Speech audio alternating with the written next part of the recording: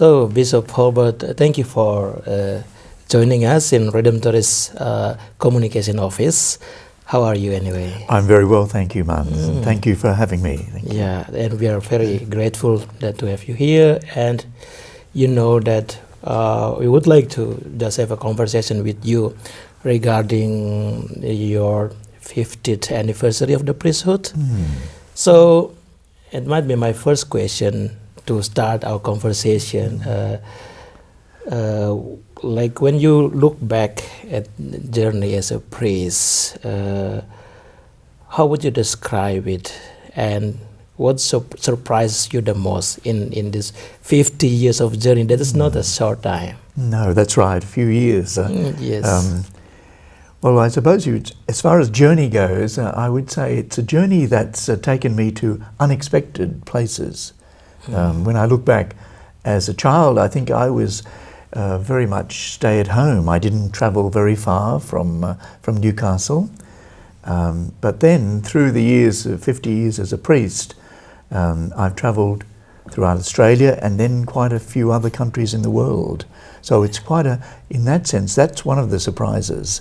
From being a rather stay-at-home child, I've travelled a fair bit around. In the early days, particularly in doing parish missions in Australia, I travelled a lot. My first assignment was over in Perth, so that was travelling in Western Australia and Northern Territory, and then later Sydney, Newcastle, so more on the East Coast. And then later as provincial, I travelled quite a lot around visiting the communities in Australia, New Zealand, Philippines, Singapore, Malaysia. And as the years went by, we were having more and more conferences in different countries around Asia in particular. So it turned out to be quite a lot of travel. So you might say that was one of the surprises. Yeah. Thank you so much. So, like when you look back to those 50 years, actually, the 50 years of journey started by you being a Redemptorist priest. Why Redemptorist? Like, can you share how you came to know Redemptorist and decided to join? And yes, I can pinpoint that really because of the parish missions that the Redemptorists used to conduct in our parish. Every few years, some Redemptorists would come to our parish when I was growing up in Newcastle and celebrate the missions. And I must say I was quite struck with their preaching. They're sharing the positive message of Christ, and also in the confessional they had a good name, I think, for being kindly and showing the mercy of Christ. So when I was coming towards the end of high school, I was thinking about what path to follow, and I remember thinking about three possible paths. One would be teacher, like my brother. He'd been a teacher a couple of years ahead of me. Or a medical doctor. I was quite interested in possibly taking up medicine. Or being a priest, and then because of that influence of the Redemptorists and the missions, I thought perhaps a Redemptorist priest. And as the final year went along, for whatever reason, I'm not sure now why it was, but the idea of the Redemptorist priest seemed to come to the fore, and so I started the formation soon after finishing high school in Newcastle, formation with Redemptorists. Yes, wonderful. So, like, when you look back, like I said, 50 years is not a short time, but what's the reason why you joined the Redemptorists or also become priest? Is still the same reason why you stay on?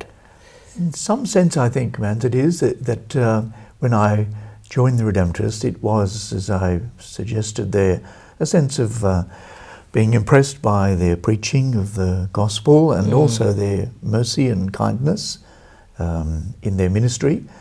I've had different forms of ministry myself, but I think probably those two elements have been there. So whether I was looking after parish missions or looking after publications, Magellan magazine, or whether I was teaching. I did some years of teaching of liturgy and some seminars in liturgy. And whatever I was doing, I think those elements of sharing the the message of Christ and trying to show that compassion of Christ to others. And perhaps when you think about it, compare it to the Redemptorist motto, that was something of a theme. With him there is plentiful redemption. So whatever ministry I've had, I think I've sought to share something of the plentiful redemption with people. And that's fairly close to what I was impressed with in the beginning, I think. It's taken different forms, but there's been a theme. Yeah. Thank you. So maybe just a little bit different question, because out of those 50 years as a priest, you spent 13 years as a bishop. How does it feel? Or what is the differences being a priest and being a bishop for you? Well, I suppose one very practical, personal difference is my mode of travel. When I was appointed bishop, just at that time I was provincial for the Redemptorists in Australia, New Zealand and this part of the world. And so I was flying around a lot, visiting the communities in here and in other countries. And now that I'm Bishop of Ballarat, I drive a lot. So it's a fairly big diocese, so I find myself driving to visit the communities. So that's in some ways a very simple, practical difference at the moment from my earlier travelling around. But maybe thinking about more generally the distinction between a bishop and a priest. Bishop's role is perhaps in some ways more complex than a priest's role. So as a bishop of the diocese, I've got care of the whole diocesan community. So that's the parishes, or the parish communities, and there are many little communities even within parishes. There are schools, there are 64 schools in my diocese. There are social services, Catholic care, and so the role of the bishop is to keep an eye and try to guide and encourage all of those different ministries. So in that sense, I think it's can be more complex than the role of a priest, who might be, say, focusing on one parish or one apostolate. On the other hand, I do think there are quite a lot of similar elements between the role of the bishop and the priest, like the basic preaching of the message of Christ, care for people in their pastoral needs, and the celebration of the liturgy. It's a big part of the role of the priest. It's certainly a big part of the role of the bishop to lead people in their prayer. So in that sense, the role of the bishop and the role of the priest have many similar elements. Wonderful. I tried to find some information, and I found out that actually you were ordained as bishop in December 2012. And then not long after that, and Royal Commission started, and you were ordained bishop for Ballarat. I don't know if you were aware about the challenging task awaits for you at that time, but you still answer yes to that. You still wanted to go to that ministry regardless of all this challenge. What actually motivates you? I would say I was somewhat aware of the challenges. Probably as the years gone by, it's become clearer, what the particular demands have been. In fact, when you mentioned the Royal Commission, even before the Royal Commission, which was a national inquiry, there was a Victorian state inquiry. So I was called to give evidence before that Victorian Commission or inquiry it was an inquiry into institutional responses to sexual abuse of children. So I was called to give evidence in the Victorian Parliament just a few months after being appointed bishop. So it was quite sudden. And then the Royal Commission came, which was a longer inquiry. In fact, it went altogether for about 5 years. And several times the Diocese of Ballarat was in the spotlight. And so I needed to give those responses on behalf of the diocese, really, and giving an account of the history, in some cases very sad history of the diocese, and expressing care for those who've suffered abuse, and at the same time the resolve of myself and the people of the diocese to safeguard children for the future. So that was quite challenging. One of the thoughts actually that helped me accept the challenge, I think, was a Redemptorist thought. There's something of a tradition among Redemptorists of being ready to take on difficult assignments. In fact, I think there's one of the items in the Constitution 20, I think it is, says that the Redemptorists are ready to take on what is demanding. Yes. So from that point of view, when I thought about looking to this role of being Bishop of Ballarat and having some sense that it's going to be demanding, I suppose the fact that I'm a Redemptorist meant that that was one reason to take it on.